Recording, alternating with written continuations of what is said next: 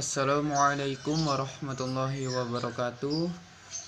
Baik, di sini saya perwakilan dari kelompok 3 ingin mempresentasikan hasil kerja kami dengan tema Filsafat Abad Pertengahan, mata kuliah Filsafat Umum dengan dosen pengampu Bapak Gesit Yuda MIP.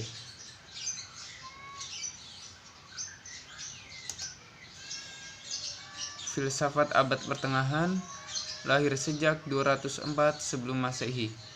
Filsafat abad pertengahan disebut bersifat teosentris, di mana pemikiran filsafat digunakan untuk memperkuat dogma-dogma agama Kristiani.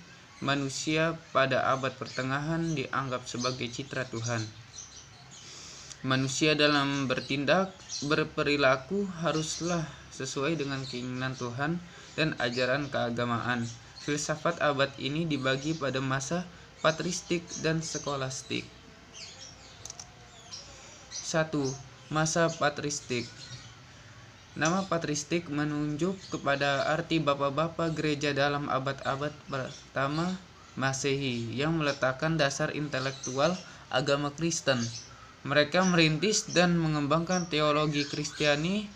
Dalam memikirkan iman Kristiani, mereka banyak yang menolak filsafat Yunani karena menganggap filsafat sebagai bahaya mengancam kemurnian iman Kristiani, wahyu Tuhan dalam diri Yesus. Tokoh yang menolak filsafat Yunani adalah Tertullianus 160 sampai 222.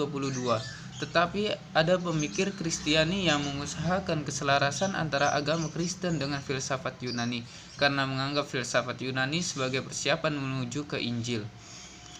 Pada masa ini, kota Alexandria merupakan pusat intelektual sekolah Kristen, Madhab Alexandria. Tokoh yang mengembangkan sekolah ini adalah Clement 150 sampai 251 dan Origenes 185 sampai 254. Sekolah Madhab Alexandria tidak selalu sesuai dengan ajaran gereja resmi. Menurut ajaran mereka bahwa setelah mengalami beberapa perpindahan jiwa, semua makhluk akan diselamatkan. 2. Zaman keemasan patristik Yunani.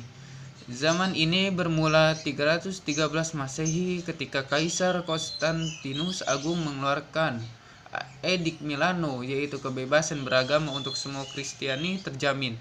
Pada abad-abad pertama gereja mengalami hambatan dan penganiayaan berkepanjangan oleh para penguasa.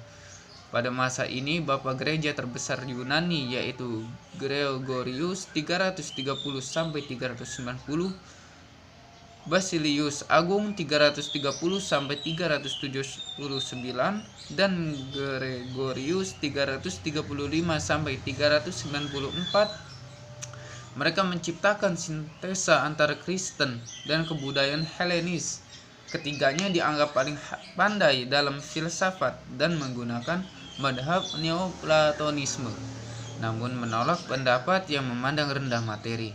Kejahatan berasal dari kehendak manusia bebas dan bukan dari materi.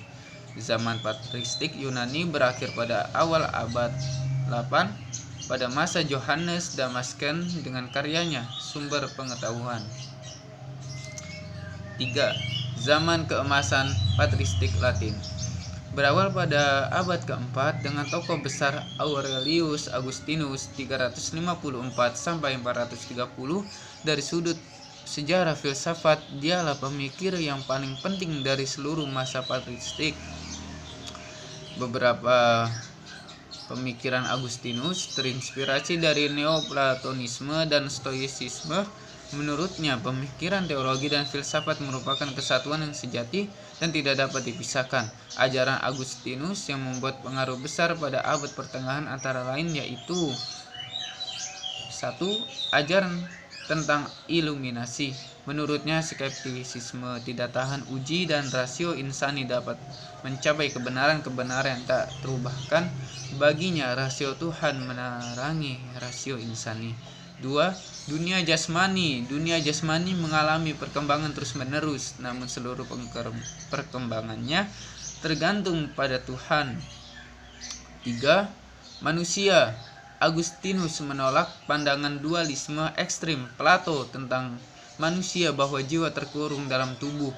Menurutnya jiwa sebagai substansi yang menggunakan tubuh, tetapi tubuh dan materi bukan merupakan sumber kejahatan.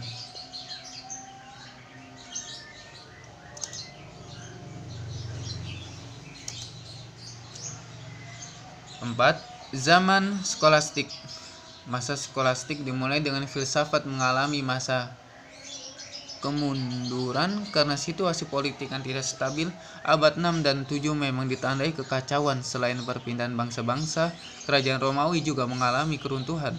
Kemudian bangkit pada masa pemerintahan Karel Agung 742 sampai 814.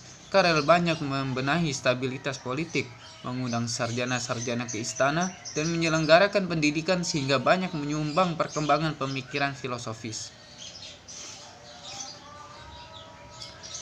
Masa skolastik mengalami kejayaan pada abad ke-8.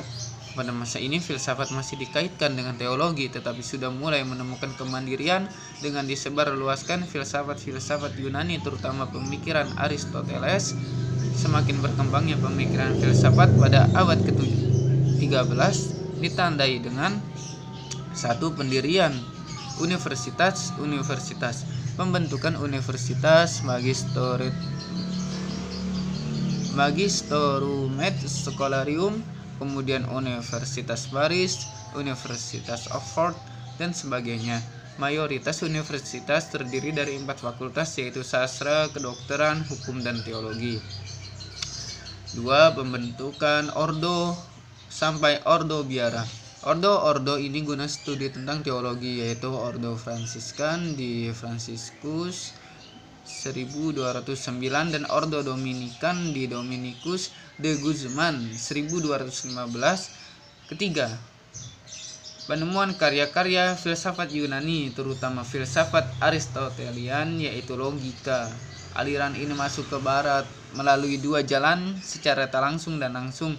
Secara tak langsung abad 8 dan 9, yaitu budaya Arab mewarisi filsafat Yunani melalui Ibnu Sina 980 sampai 1037 dengan pemikiran emanasi Plotinus, kemudian Ibn Rushd 1126 sampai 1198 dengan pemikiran Aristotelian secara langsung abad 12 dan 13, yaitu penerjemahan karya-karya Aristoteles dari bahasa Yunani ke bahasa Latin.